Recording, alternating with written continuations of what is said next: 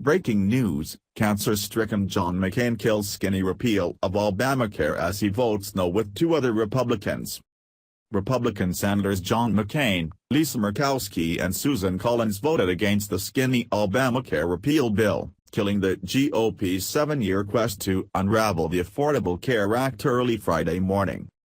The vote was stalled for more than an hour and all eyes were on McCain, who spoke to Vice President Mike Pence on the floor before he tipped the vote 51-49 in a spectacular defeat for the Republicans.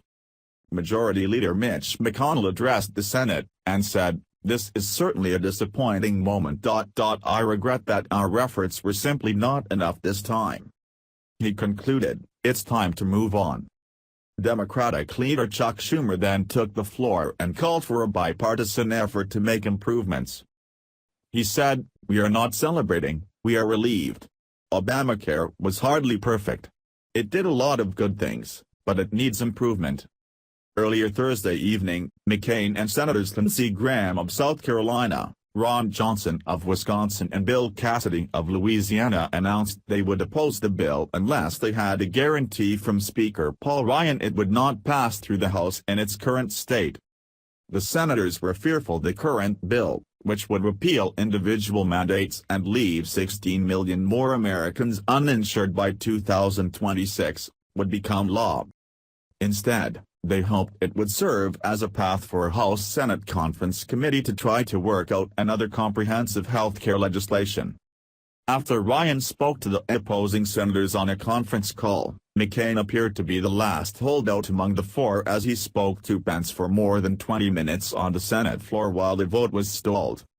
During a press conference on Thursday night, Graham slammed the bill and said, "The skinny bill as policy is disaster.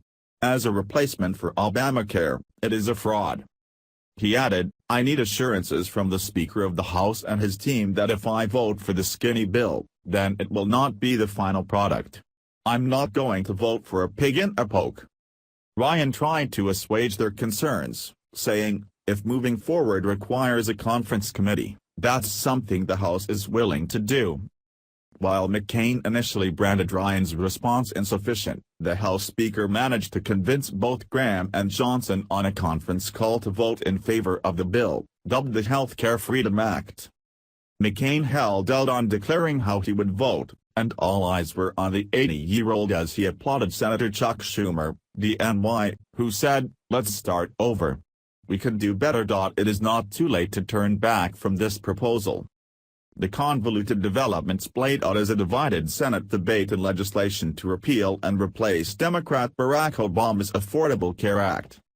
With Democrats unanimously opposed, the slender GOP majority was divided among itself.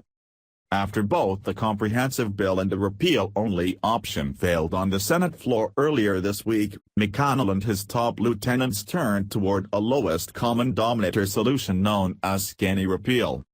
The bill would repeal a few of the most unpopular pieces of the 2010 law known as Obamacare with the goal of getting something, anything, out of the Senate. On Thursday night, the Congressional Budget Office said 15 million fewer Americans would be uninsured in 2018, with premiums 20% higher by next year compared to the current law. The number of uninsured Americans is expected to rise to 16 million by 2026. The bill would also decrease the deficit by $178.8 billion over the next 10 years. Any Senate legislation would be enough to kick the issue to a special negotiating committee with the House, which passed its own version in May. If that panel can agree on a new bill, the full House and Senate would again have to approve the legislation, a process that could last for months. I think people would look at it not necessarily based on its content, but as a forcing mechanism to cause the two sides of the building to try to solve it together, Republican Senator Bob Corker said. That's going to be the last chance. Thanks for watching. Please subscribe Breaking News 365 channel. Goodbye and see you again.